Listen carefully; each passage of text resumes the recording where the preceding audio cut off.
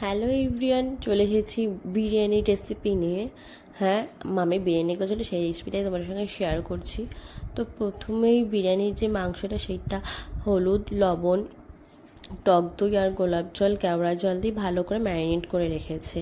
তো তারপরে দেখতেই পাচ্ছ ম্যারিনেট করে এদিকে কড়াইতে তেল গরম করে পেঁয়াজগুলোকে ভেজে নেবে, কারণ এগুলোকে বেরেস্তা করতে হবে। তাই পেঁয়াজগুলো যেরকম ভাজে, আর এই মাংসটা মিনিমাম 20-25 মিনিট তো ম্যারিনেট করে রাখতে হবে। এতে কোনো মশলা না, খালি লবণ দিয়েছে, হলুদ দিয়েছে, গোলাপ জল, কেওড়া জল, টক দই দিয়ে ভালো করে ম্যারিনেট করে নিয়েছে। তো তারপরে মশলা কষিয়ে যেগুলো দেয়, যা মশলা, আদা রসুন পেঁয়াজ সব দিয়ে বিরিয়ানির যে মাংসটা সেটা ভালো করে কষিয়ে নিচ্ছে অল্প জল দিয়ে। আর গামলা যে মাংসটা সেটা হচ্ছে নর্মাল মাংস হবে, আর এটা হচ্ছে বিরিয়ানির ভাত হয়ে গেছে। মাংসটাকে ভালো করে কষিয়ে নিয়েছে। আর এদিকে মা আমের চাটনি করেছিল, সেটাই তোমাদের দেখালাম। কড়াইটা পুড়ে গেছে বলে ওরকম হয়ে গেছে। তো তারপরে মাংসটাও করার পরে মামি কী করলো, ডিমগুলো ভেজে নিয়েছে, ডিম আর আলু। আর ডিম আলু ভেজেছে সেটা খালি তেল না, তেল দিয়েছে সাথে তার মধ্যে একটু ঘিও ছিল, যাতে আলু ডিমের মতো স্মেলটা যায় ঘিয়ের। তো ডিম আলু ভাজা হয়ে গেছে মামি। তারপরে যেটা করেছে, একদম সোজা পদ্ধতিতে বিরিয়ানি করেছে।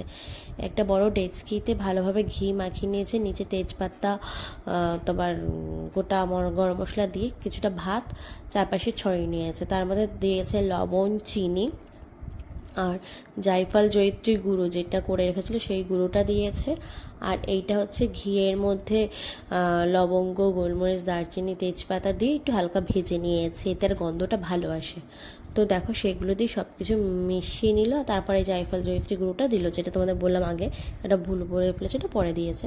তো তারপরে এই জলটা হচ্ছে গোলাপ জল, কেওড়া জল, মিঠা আতর আর ফুড কালার সব কিছু দিয়ে মিশিয়ে নিয়েছে একবারে, সেটাই দিয়ে দিচ্ছে চারপাশে। তো সেটা ভালো করে মিশিয়ে নিয়ে এবার কিছুটা মাংস, মানে বিরিয়ানির যে মাংস, কিছুটা মাংস তোমার চারপাশে দিয়ে দিয়েছে, দিয়ে এর মধ্যে আরও কিছুটা ভাত দিয়ে সমান করে লেবেল করে নেবে, কারণ যাতে কোনো দিকে কম না হয়। চারপাশে ভালো করে হাত দিয়ে লেবেল করে নিয়েছে।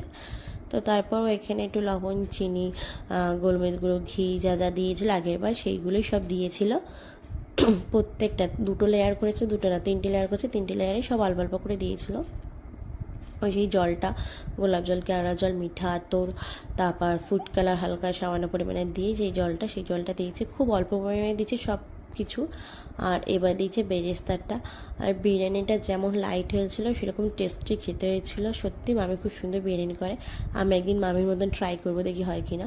তো তারপরে বাকি যেই মাংসটা ছিল সেই মাংসটা দিয়ে দিয়েছিলো, যেটা বললাম না তোমাদের, ঘিয়ে গরম করেছিল, ঘির মধ্যে গরম মশলা, তেজপাতা, সেইটাই বেশি করে একটু দিয়ে দিল। তারপরে আবার ভাত দিয়ে ভালো করে কুট করে নিল। আর ডিম আলুটা সবার ওপর একেবারে দিয়ে দিয়েছিল, কারণ যেগুলো সেদ্ধ করা, এগুলো তো হিট হতে বেশি টাইম লাগবে না। তো সেগুলো ভালো করে সাজিয়ে দিয়ে বাদবাকি যে জলটা ছিল, সেই মানে ফুড কালারের কালার, ওই গোলাপ জলটা, সেটা বাদবাকিটা দিয়ে দিয়েছিল। বাদবাকি যা বেরেস্তা ছিল সেটাও দিয়ে দিয়েছিল। তারপর যে ঘি সেটা দিয়েছিল, লবণ, চিনি, আর তোমার হচ্ছে যেটা বলে জায়ফল জয়িত্রী গুঁড়ো, সেটাও সব কিছু ভালোভাবে সাজিয়ে দিয়েছিল। আর বিরিয়ানির মেইন ব্যাপার যেটা, দমটা ঠিকঠাক করে দিতে হবে, যেটা বুঝলাম। আমি মনে হয় মানে এইটা মেশানোর পরে 25 মিনিট হয়তো, 25-30 মিনিট হয়তো দম দিয়েছে হালকা আছে, তারপর তুলেছিল। তো দেখো দম যখন দিয়েছে, ওপরে একটু ভারী জিনিস চাপা দিতে হবে যাতে হাওয়া না ঢোকে। তো আমাদের দম আধা ঘন্টা বলবো, সে 30 মিনিট পরে গ্যাসটা অফ করে বিরিয়ানিটা নামিয়ে দিয়েছে। এই হলো বিরিয়ানিটা মারাত্মক খেতে হয়েছিল। তোমরা একদিন এরকম ট্রাই করতে পারো, আশা করি ভালো লাগে।